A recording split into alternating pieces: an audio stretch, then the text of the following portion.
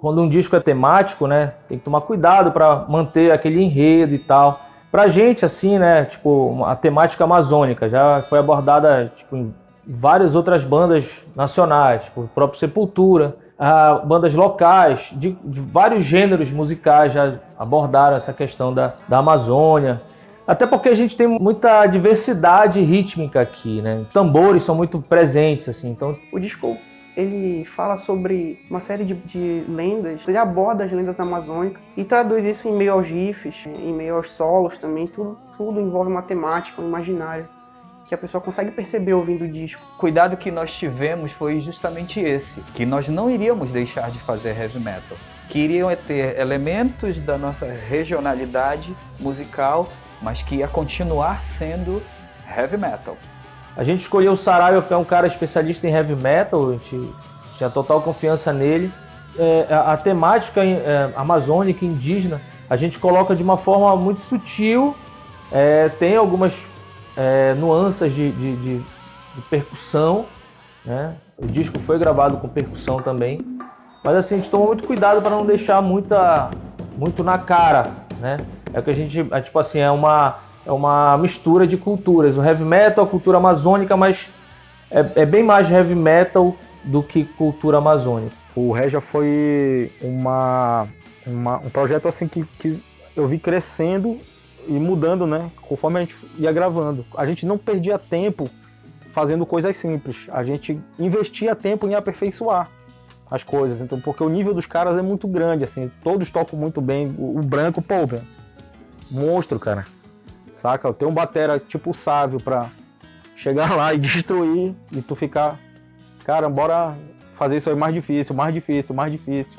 Sabe? O cara sempre vinha te surpreender. O Sávio gravou muito rápido. Eu mandei as músicas pra ele compôs as baterias, a gente ensaiou, ele entrou e gravou em 2 dias. E aí foi um processo coletivo, né? Tanto de guitarra quanto de baixo e tal. Tirando essas partes que já tinha muito tempo, né? Outras o Branco fez só, então acho que foi um processo coletivo, sim. Muitas das ideias que tem hoje como projeto final nasceram dentro do estúdio durante o processo de gravação. O Marco Saraiva e o Ítalo, eles estão de parabéns porque eles realmente deixam a banda muito à vontade para ser profissional. E isso é o lado profissional que eu mais admirei dentro do projeto. Fez muito arranjo no próprio estúdio. Quando eu escutei os vocais, que a gente já tinha colocado alguns backing vocals e tal. O Branco me ligou outro dia e falou se eu aceitaria o convite para fazer uma participação na música. E eu até falei, assim, brinquei com ele, né? Eu falei, pô, tu ainda tem a cara de pau de perguntar se eu aceito, pô. Até porque, além da amizade que a gente tem, eu sou fã dos caras, né, meu irmão? Então, pra mim foi satisfação total, me senti muito honrado. Eu falei, pô, tu sabe como é que eu faço, né, meu irmão? O meu vocal é gutural, então eu falei, não, a ideia é essa mesmo, saca? Então, e o resultado, acredito que ficou muito bom, cara, eu gostei pra cacete. Aí eu tive a ideia do coral. Até porque eu já tinha feito alguns arranjos pra coral, pra algumas músicas. Só que aí eu pensei em alguns trechos e resolvi ampliar. Isso foi uma cagada do caralho, porque a galera, não quero coral e tal, não sei o quê. Falei, cara, a gente vai gravar os corais e depois, se vocês não gostarem, a gente vê o que faz lá na frente. Mas eu quero ouvir mixado, pelo menos, pra eu ter uma noção de como vai ficar.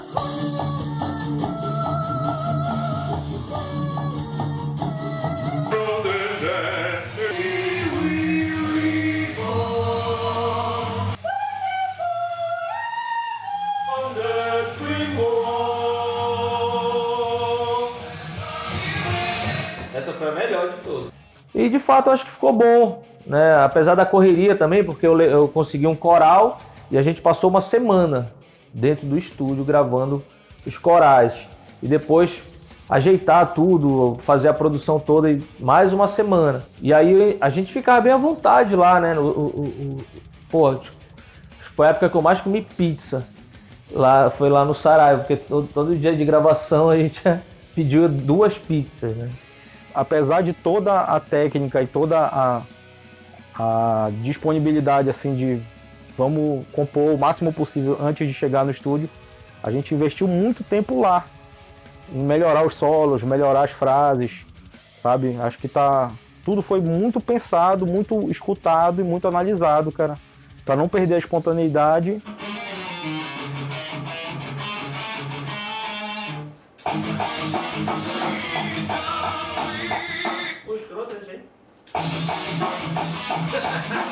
Nós encontramos um cara extremamente profissional, que é o Marcos Saraiva, principalmente por esse fato de se importar em deixar a banda à vontade, se importar em deixar o músico à vontade.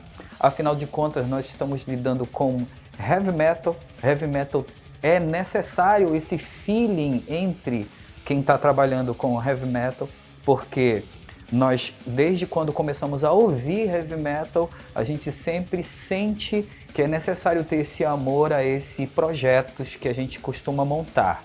Foi muito bacana, eu não tinha passado esse processo todo, né, de gravação, de composição, arranjo, passar muitas horas dentro, a gente passava sessões de 6 horas dentro do estúdio, eu chegava lá 2 da tarde, saía 8, 10 da noite de lá, às vezes eu chegava às 8 da noite, saía 1 hora da manhã de lá, então foi um processo, um período de muito aprendizado, né? Cara, a banda inteira, não tem um cara assim na banda que tu fala, não, a banda tá na costa do cara, saca? Não tem isso. Tu tem um vocal excelente, tu tem um vocal que tem a peculiaridade, né, cara, de ter essa tessitura absurda, essas linhas que ele criou, cara, que não é metal clássico, entendeu? Não é só isso, é música. Mandei soltar. The sun will shine across the field. The morning star will show the way. Então tu tem essa abordagem diferente de voz, cara, no disco. Vai ter riffs. Bicho, escuta. E espero que vocês curtam o nosso trabalho e que vocês se preparem, porque esse é só o começo dele.